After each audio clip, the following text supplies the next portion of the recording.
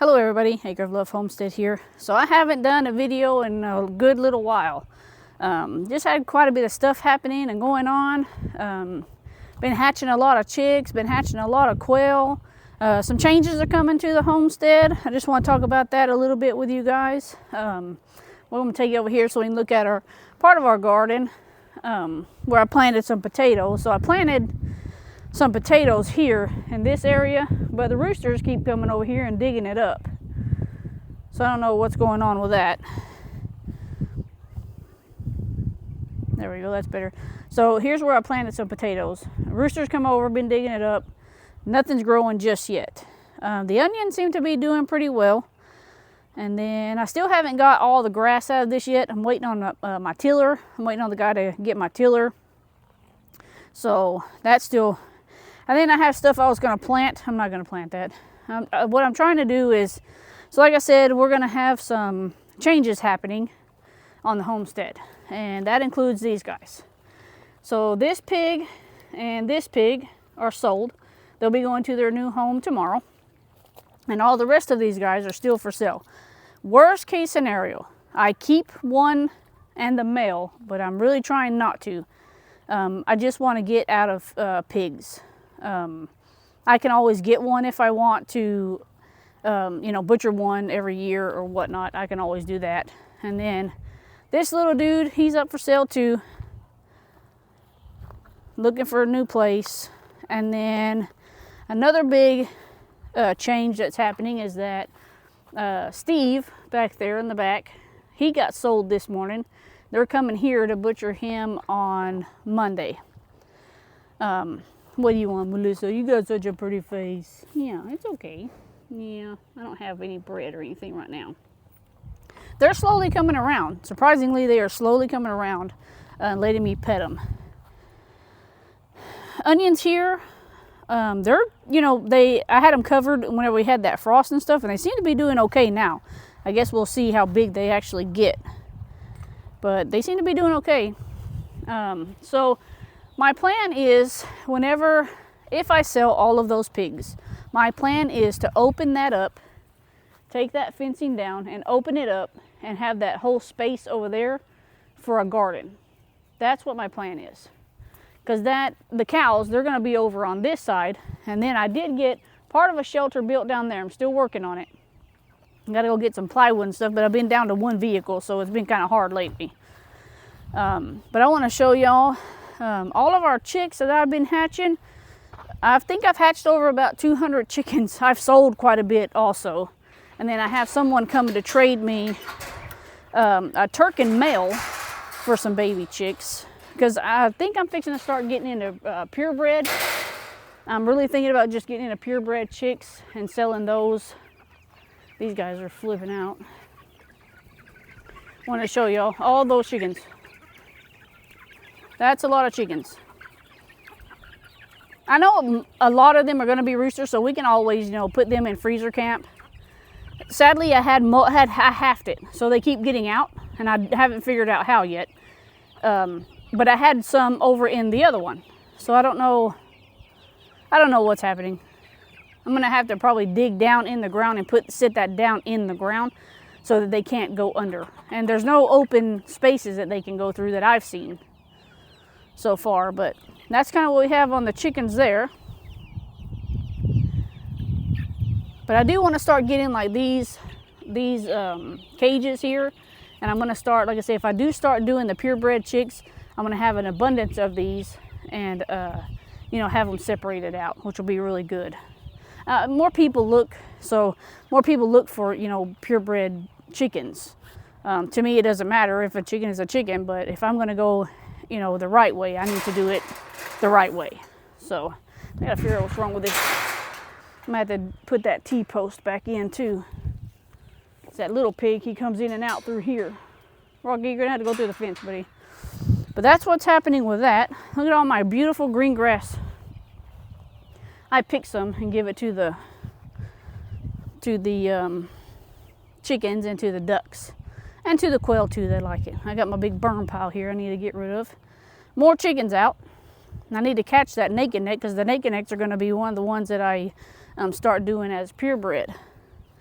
But I want to show y'all over here on this side. So I've cleaned out all this. That's where all those cages were. I had a yard sale today. And I'm selling some of these cages because I'm not doing rabbits right now. But we have chickens and quail in here that I hatched. And of course our breeders that are in here. I have more babies down in this. There's nothing in here because I've got ducks hatching right now. And then there's baby chickens in this one. And then more quail. So I've hatched a lot of quail. And my other plan is to get into quail also. I want to start breeding and selling quail. So quail are worth it. I do believe so that they're worth it. Okay, I was trying to make sure you wasn't dead. But yeah, quail to me are worth it. I think it'll be a good opportunity for a different kind of side business to do, because a lot of people look for quail. And you know, quail, you can own a quail even if, like I said before, even if you live in like in an apartment or something, because they don't make a lot of noise. And this time around we have quite a bit of females, so hopefully that will boost up, boost up production here pretty soon, about 8 or 9 weeks. So these guys are almost there. And then of course I have more in the incubator too to be hatching. So slowly but surely, we're doing a little bit here, a little bit there. Lots of cleanup lately. I've been trying to go through and get rid of stuff that we don't use, we don't want. There's no point in it. If I can sell it, make $5 or, something off of it that can go towards the animal feed, I would like to do that. So like I have all my cages out here. I know y'all can see. I have all my cages that I have my rabbits in. Is my phone being weird? Yes.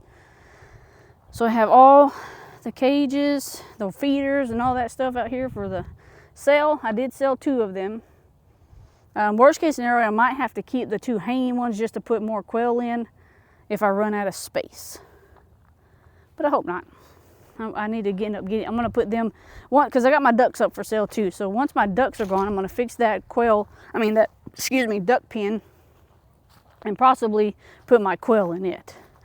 I do want to show y'all, we have there's not really much progression on these carrots. Like that's a big carrot. And I'm pretty sure I want to pull it because it hasn't gotten any bigger. I just keep losing soil in this bed. And all of these tiny ones have not gotten any bigger either.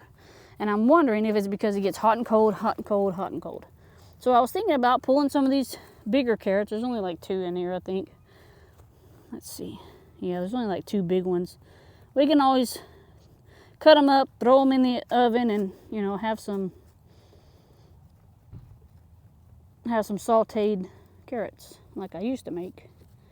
But I think I'm going to start pulling all this stuff out because I want to use these beds again. See, like these, they've made no progress whatsoever.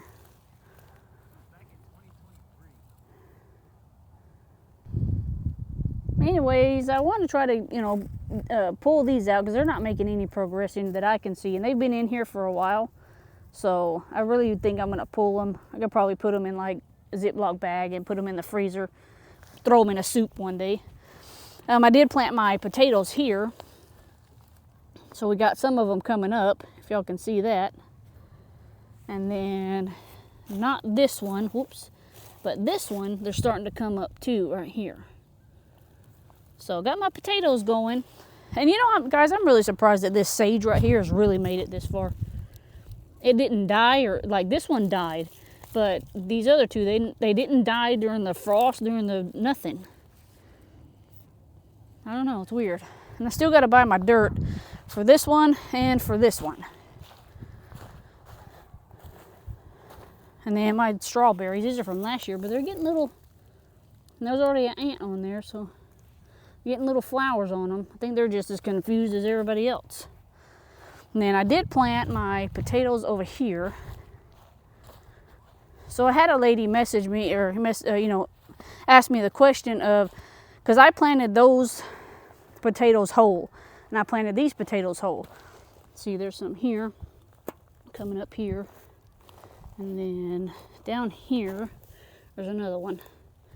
But it's full of potatoes. They just all haven't come up yet. But anyways, guys, I had a lady, she asked me, what's the difference between planting them whole and cut up? I don't know, because I've never planted them whole. I've always cut them up. well, her question was, which way do you get more yield? If it's cut up or if it's planted whole?